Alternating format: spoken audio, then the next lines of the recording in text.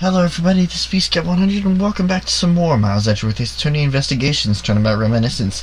In the previous episode, we had gone and investigated the crime scene again. Pretty much... I apologize for that.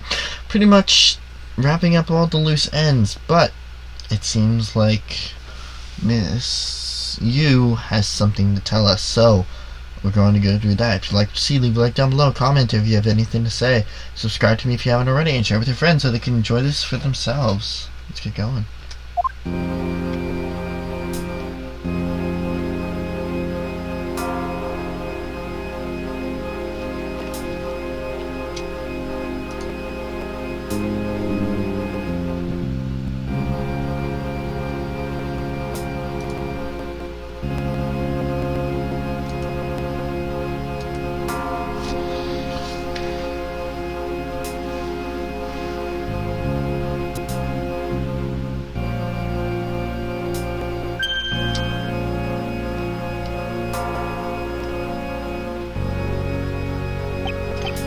Okay.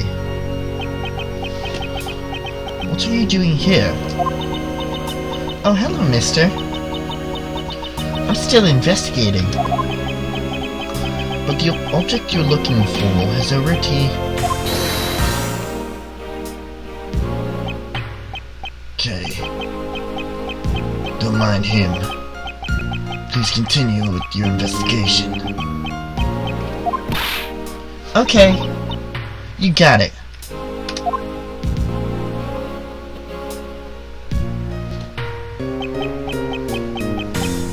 Detective Bad. Haven't we already found what you were looking for? It means I can keep her in the dark just a little while longer. Any little task will do. Oh, you're more sympathetic than I thought.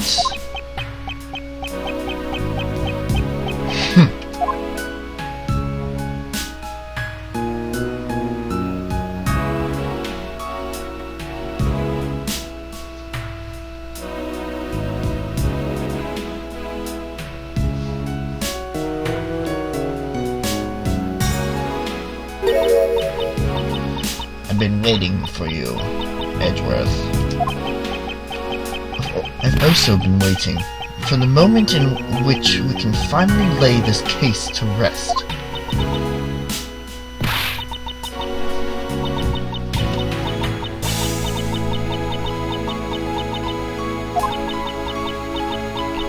Wasn't that when we placed Detective Gumshoe under arrest? I think we've more than solved this case already. Don't you? We'll see.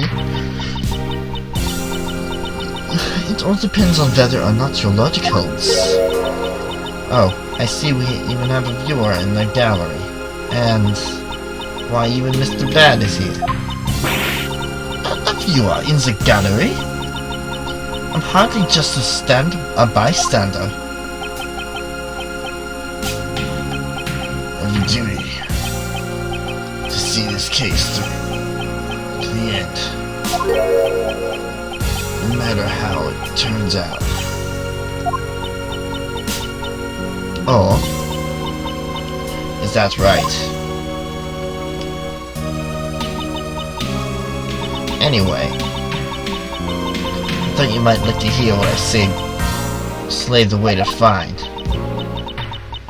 Taking statements on every single person's movements. There's a time when our suspect was in the hallway. I also confirmed there's no possible route of escape from lobby number 2. Therefore, the killer must, without a doubt, be Detective Gumshoe. And that's all you have. Yeah, that's all there is to my conclusion. End to this case. Sorry, but I beg to differ. In a trial, there's always time for a rebuttal, and we are standing in a court of law. It'd be more than appropriate to follow the rules of courts in this case, don't you think?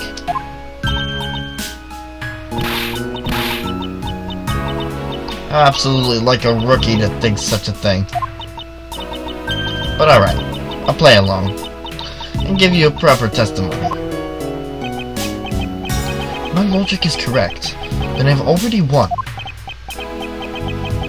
All I have to do now is prove it, by showing who the real killer is.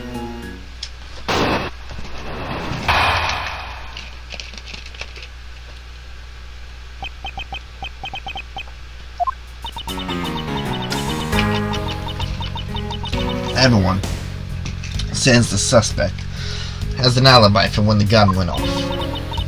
Furthermore, the areas around the crime scene have all been thoroughly investigated, right? I also confirmed that there is no possible escape from which lobby number 2. Which leaves us with one unshakable conclusion, that Detective Gumshoe is the killer.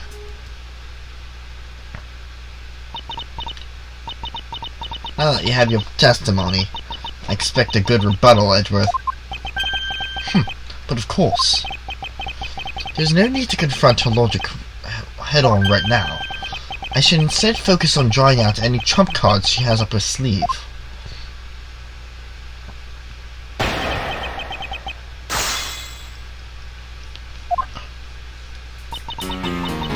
Everyone says the suspect has an alibi for when the gun went off. Hold it!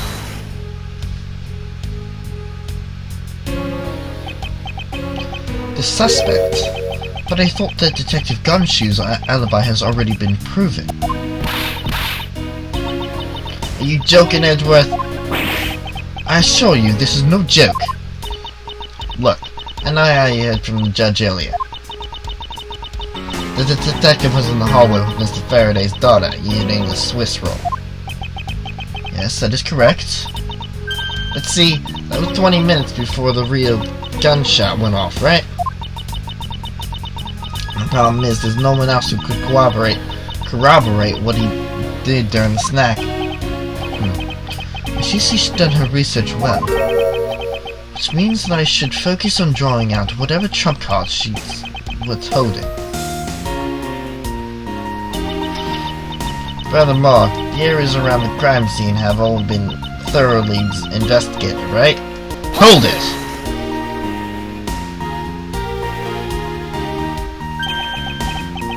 Whether they have been thoroughly investigated or not is not for me to decide.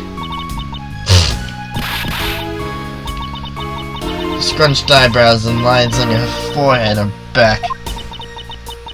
Anyway, even if you believe it hasn't been exhausted, the crime scene lobby number 2, there's no way out other than the hallway Detective Gumshoe was standing in. Because he claimed to be there, that makes him the only possible suspect. But isn't that also possible that someone escaped through a window and into the garden? Edgeworth, you know that's not possible. It's the first place everybody looks, silly. Police aren't a bunch of lazy bums. They look into every possibility, you know? Isn't that right, Mr. Bad? Yeah. There wasn't a scrap of evidence to suggest someone used one of the windows. There also weren't any footprints or anything in the courtyard garden. Suppose they really did check everything that could be relevant to the case. I also confirmed that there's no possible escape route from lobby number 2. Hold it!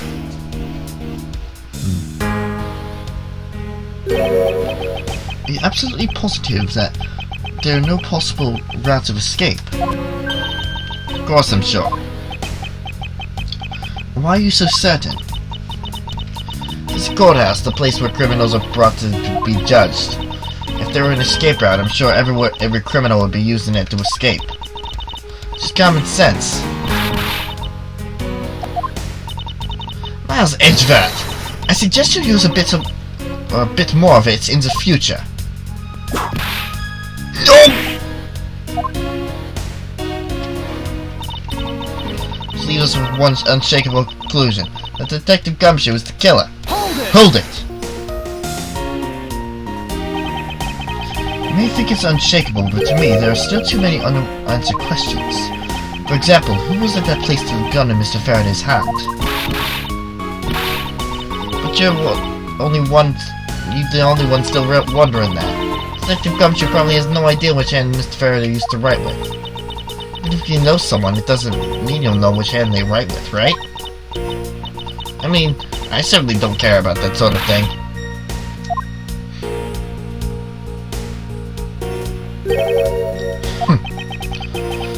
I'm not about her to let you rise out of me with such a flippant statement.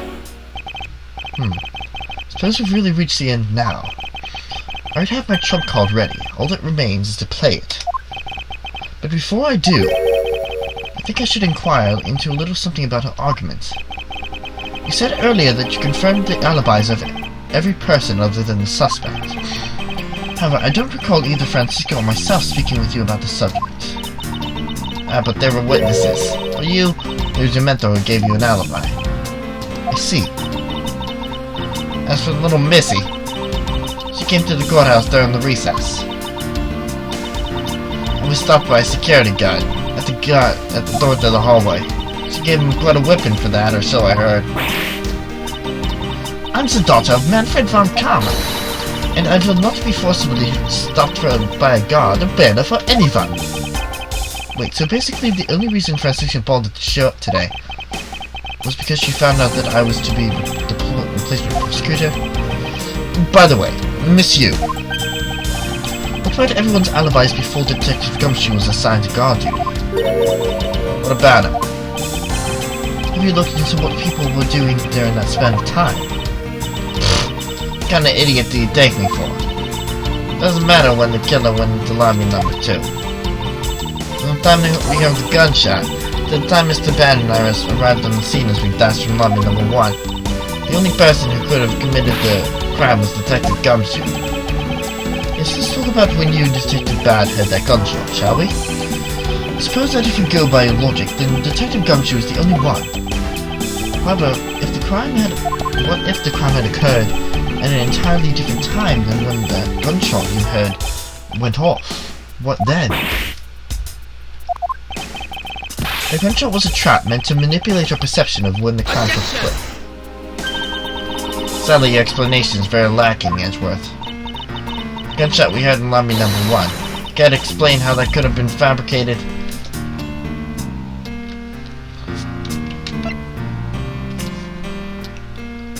Take that! That tape. Yes, it's exactly what you think it is. It's the surveillance tape of Mr. Rell the prosecution presented in today's trial. It was found loaded in the video player in lobby number 2. That was connected to the large television that had its volume turned all the way up. Can't honestly mean that the sound we heard was the gunshot in the video. But I do. Which leads me to my next point. The murders occurred much earlier than when anyone heard the gunshot. Man, she really doesn't react much. It's the only thing I can think of, too. To commit a double homicide, the killer took the surveillance video out from Mr. Faraday's evidence bag, turned the television's volume all the way up, and left the video to play. To play from the beginning, it would take 30 minutes for the gunshot to sound to come on, and since we know now that this method of time manipulation is possible, it opens up the possibility that the killer is someone other than Detective Gumshoe. Sounds like from the television don't amount to much here. But of course, Mr. Prosecutor Edgeworth and Little Miss Von Karma already knew that much from the very beginning, right? Of course we do! Didn't we, Miles? Yes, of course. We know about the soundproof quality of this courthouse's rooms. Of course, I'm not about to admit we had no ideas until a little while ago. That's right, and if the rooms are soundproof, then we should not have been able to hear it. And yet we heard the gunshot clear as day.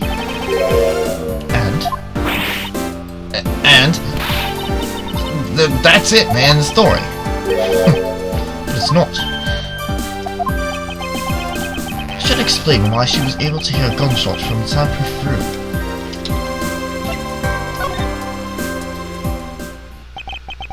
There is actually one common point between lobby number 1 and lobby number 2.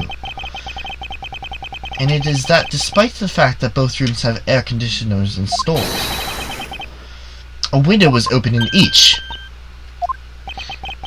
Now, we know the window in lobby number 2 was opened by the killer. However, a window in lobby number 1 was also open.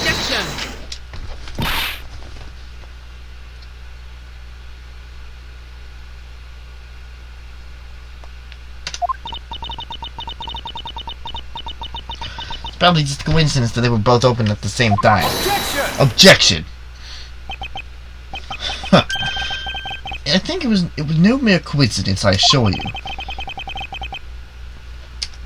Why was the window open in lobby number 1? The answer to that is a certain person did something to cause the window to be opened. That person who triggered the action, that person is the real guilty party. The real killer in this double murder is...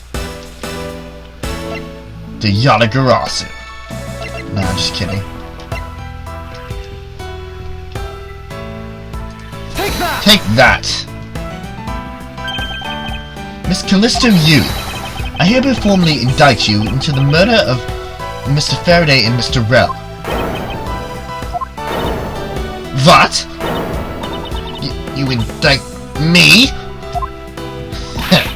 Are you serious, Miles? Why do you think she's the killer? I don't understand her motive just yet. But of course I'm serious. Because she is the only one who could have done it. Well, Miss Yu, do you still feel like laughing now? Of course I do, Edgeworth. Argument must be not tight enough yet. Although I never thought things would spiral into this. But I'll have you know I'm enjoying this dance quite a bit. I guess this means it's time for my own rebuttal now, right? Alright, where are we at time-wise? I may or may not expand this. You argue that the window was open. However, do you have proof that it was I who did it? Furthermore, do you have proof that the type was used and committed the crime? Frankly, I'm shocked at you for going around accusing of people of murder like this. Especially with the logic as full of holes as yours. It's where it really starts. I mustn't let my guard down even for a second, or the truth will blow away. Now is the time to put patented Von Karma perfect proof to the test.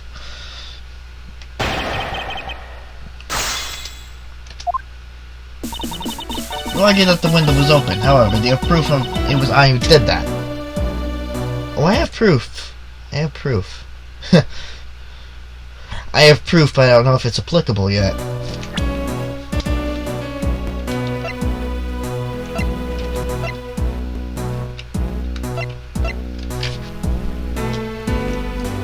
Objection!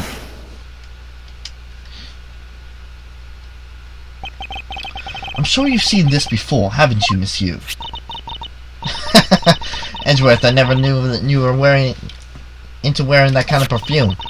Not exactly what I'd recommend for boys, you know. What? This isn't mine! That's right, it's mine, and I received it from Detective Bat, you see. Miss Yu, you can pretend all you like, but we know at least this much for sure. This bottle's perfume was given to Detective Bad by you. Because it gets really strong really fast. So what about the perfume? While you were in lobby number 1, you made a big show of spilling some of this perfume. That's according to Detective Bad. Now I know. You also knew that if you spilled it, it would naturally move to open a window. Come on now, I've already told you that it's too big of a coincidence. If we opened the window in lobby number 1, I just left it open, you know? So maybe it was just dumb luck that we heard the gunshot through the window. Objection! The timing of when you were going to spill the perfume is something you could control. And the most important fact about this case is when people were made to hear it, the shot. Furthermore, it would have been pointless if you didn't have an alibi for yourself at the time. You mean... Miss you were the one who called Detective Bad into lobby number 1, when you saw him bring Detective Gumshoe into the hallway. Is that correct? All of today's premeditated events could only have been thought of by you, Miss You.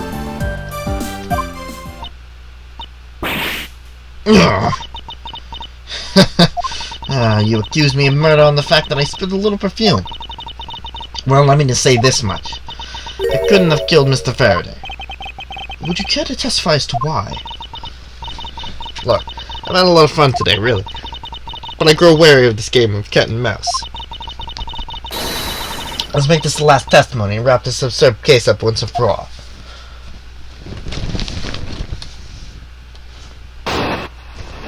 Alright.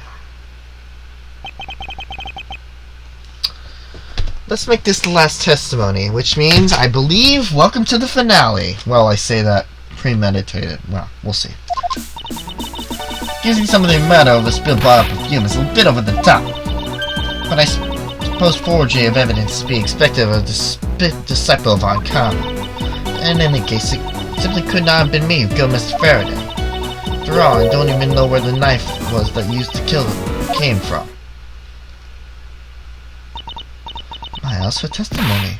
It's flawless. Yes, but no matter what sort of trick she may try to pull, she won't escape me. And if I'm lacking in information, I'll just draw it out of her.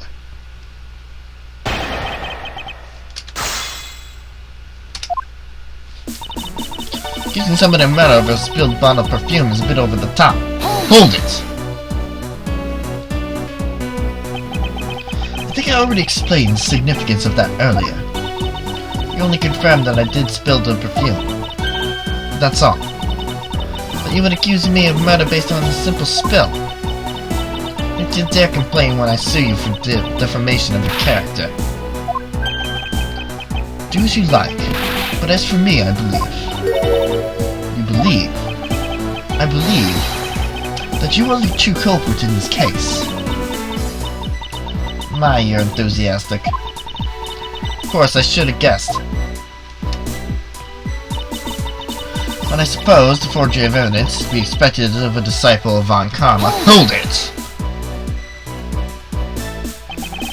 I only request that you desist in your attacks against my mentor.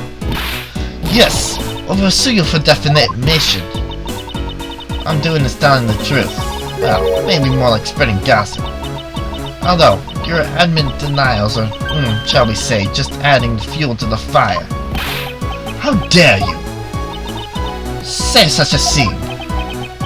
Calm down, little girl. Don't let it get to you.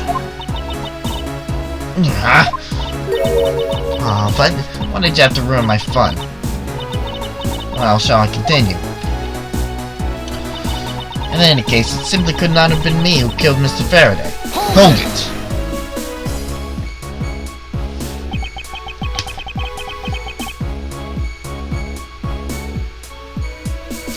Why exactly could you not have killed him? I was about to testify to that. Such an impatient man. I'm not really into that, you know, Edgeworth. No! Your preferences have no bearing on what is at hand. Feeling a little uncomfortable, are we? Objection! Miss George, you will desist in this tomfoolery and return to your testimony. And Miles, if you're going to lose your cool, then I won't show you any mercy. Sorry. Miss Yu, please continue with your testimony. Sure. As I was saying, I couldn't have possibly killed Mr. Faraday. After all, I don't even know where the knife that was used to kill him came from. Hold it!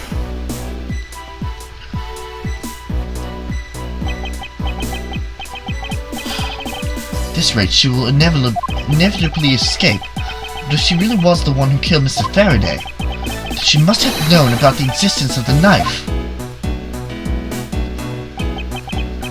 I'm sorry, Miss Yu. Maybe you weren't aware. However, the knife that was used to kill Mr. Faraday was taken from his evidence bag. Miles?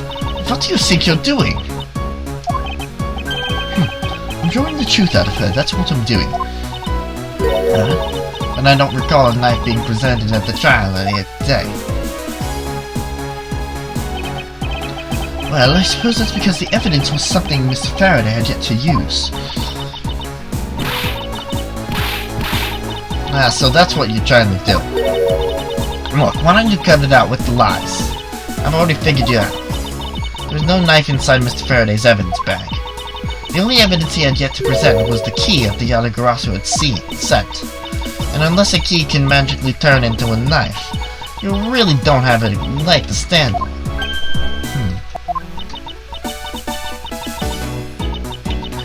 Did you really think you could trap me? Come now, be honest. I never intended to do such a thing. It was all a misunderstanding on my part. In any case, I wonder if you might append what you just said to your testimony. Sure. Why not? I'll even say it as many times as you like. There was a key in his evidence bag, but you can't kill anyone with a simple key.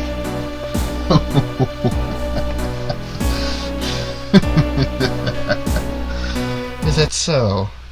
Is that so?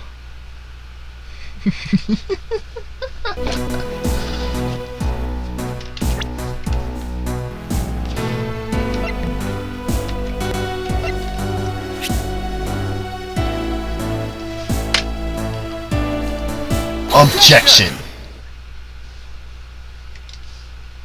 We're done here. Miss Yu, I wonder if you might take a look at this photo for me. It's a picture of the key the Yatagarasu had sent to the police.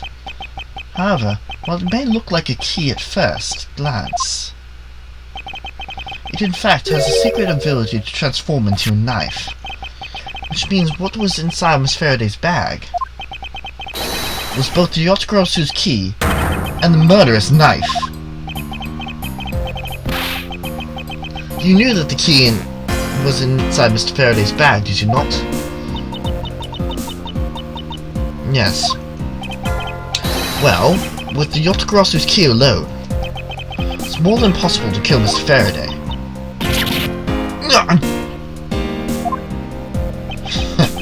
Do you understand now? Just knowing of the existence of the Yatagarasu's key. Objection!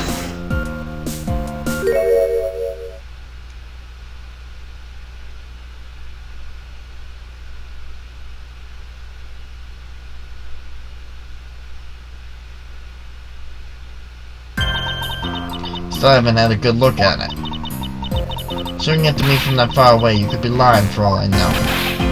You would even now still feign ignorance. I'm not feigning anything. But we can't have you accusing me of a crime with false evidence now, can we? I mean, Mr. Von Karma, I've heard some very interesting rumors about him. Are you mocking my papa? Don't you dare sully the good name of my mentor. Now take a good look. This piece of evidence is more than real. Oh, who knew there was such a trick to this thing? Well, you're satisfied now, but of course you knew from the very beginning, didn't you?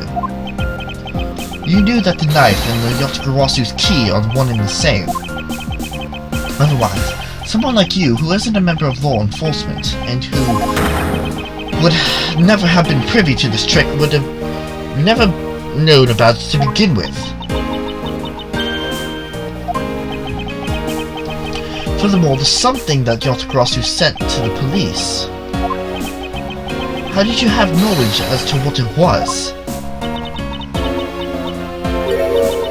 Actually, I heard it from Mr. Faraday. Just before he dragged Mr. Rell off, he told me. Oh, that's right. I almost forgot. He also told me about the key turning into a knife at that time. But he didn't tell me about how the key actually transforms. Objection! What you are saying is that you simply are not... What you're saying is simply not possible. I wonder why not. Because Mr. Faraday himself didn't know about the hidden knife within the key.